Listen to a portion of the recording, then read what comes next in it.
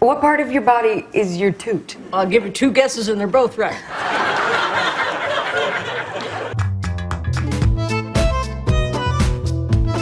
You wanted yogurt? Wake up at 4. In this hotel ad sketch, Kate and Billy promote a hotel that caters to people traveling for non-luxurious events. And Billy just couldn't keep it together, especially when Kate kept staring at her and randomly poking her, making it nearly impossible for Billy to stay in character. And breakfast. And breakfast. And breakfast means morning here. What was supposed to be Larry getting furious at his employees for interrupting the gay dance scene completely fell apart after just a few words from McKinnon. Is everything okay? You got some mad. She instantly cracked him up, and what followed was a full minute of Larry laughing so hard he couldn't get through a single line. The club is overrun with thirsty bottom feeders, you know. In a hilarious cat adoption sketch, two comedic geniuses, McKinnon and Wig, were promoting tiny kittens, but it felt more like a full-on competition to see who could make the other break character first. Alan is a Himalayan, and you can find Himalayan on the couch. With their wild sense of humor, both were trying their hardest to crack each other up. In the end, it took the sheer craziness of someone like Wig to make Kate break for real, finally. That is my nipple, and I think you know that. I think I know you like it. Oh, boy.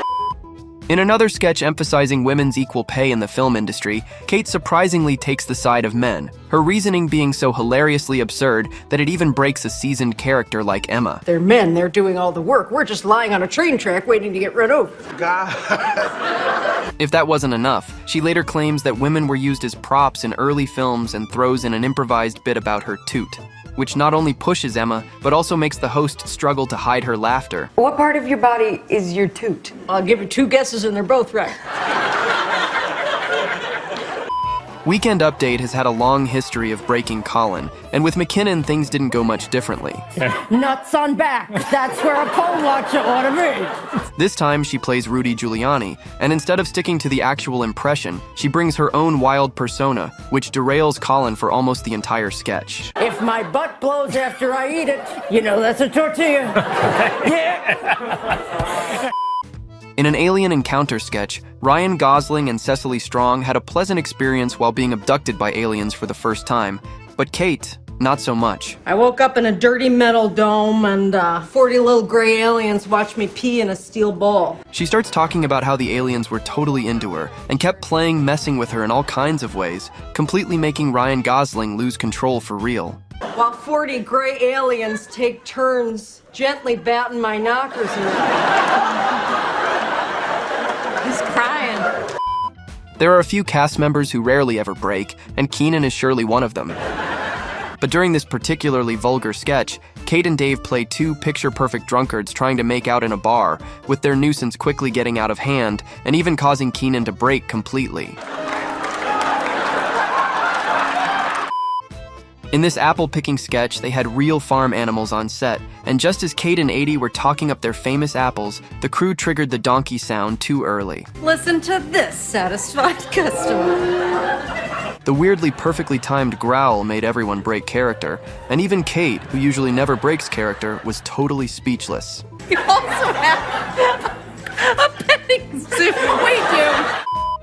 During the Celtic Woman parody in season 46, the cast missed their cue for the second song. McKinnon tried to nudge them back on track, and it made Adie Bryant and Cecily Strong crack for a moment.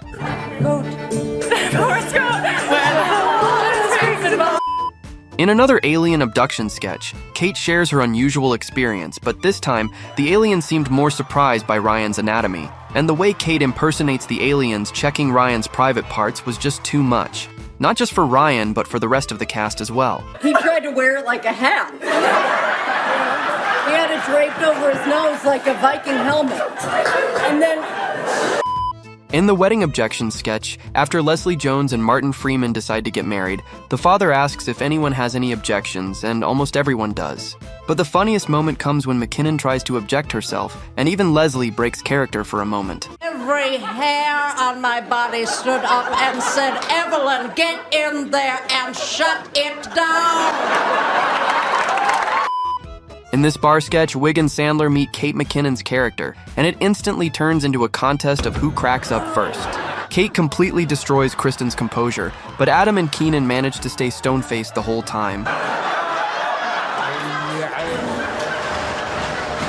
In another sketch, Kate McKinnon, as Debette Goldry, exposes the dark side of being a woman in Hollywood, Stop hitting me with that shovel, Clark Gable. which was already making Margot Robbie hide her laughter. But when Debette claimed that directors insisted on some very personal rehearsals and treated her like a toy, Margot just couldn't hold it together. No, we don't. Is that a thing that happens? Sweetheart, with opium you never really know, do you? In one of the best character breaks on the show, Adele finds herself sandwiched between two of SNL's most unbreakable cast members and has a really hard time keeping a straight face. The ranges.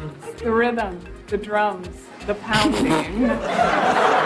Even though she had been part of the rehearsals, it looked as if she were completely oblivious to certain lines, leading to a full-on break that she just couldn't recover from. I found such a deep connection here. You can feel it in your stomach. Up next, McKinnon plays a teen who's way too into his study buddy, but knows nothing about impressing her. We have contact. She's holding her hand. He's on a call with his best friend, feeding him details the whole time. So much so that he doesn't even stop during a kiss, making the girl struggle to hold back giggles. Jason, my life is changing. I am afraid of losing you, Jason. In another sketch, McKinnon plays a psychic who's asked to predict the future for her devoted clients, but instead she hilariously spouts random nonsense that has absolutely nothing to do with their lives, and the more off-base her predictions get, the funnier it becomes. Monday, coloring. Tuesday, coloring. Every day coloring. Ha!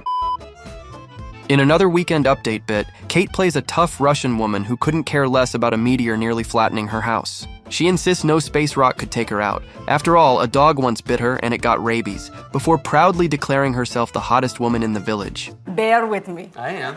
No, in my dream house I have a bear with me. If there's one cast member who's mastered the art of not breaking, it's Kate McKinnon. But even she seemed to reach her limit in this sketch when she was handed a basket of meat that smelled absolutely disgusting. You got a lot of me. And the scent is strong. In the Tenement Museum sketch, Lewis and Kate play guides acting out what life was like in the old days.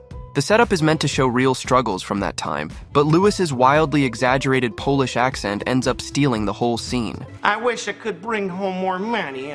Hey, It honestly feels like no one checked whether he could even do a Polish accent before filming. do you know how to...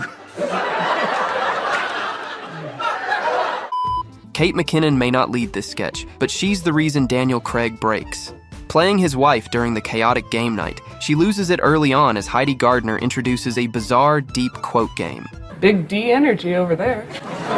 Louis, what was that? Her laughter quickly spreads to Craig, who holds it together until the very end when he completely cracks up. Only the biggest flick daddy you'll ever meet in your whole life. Louis.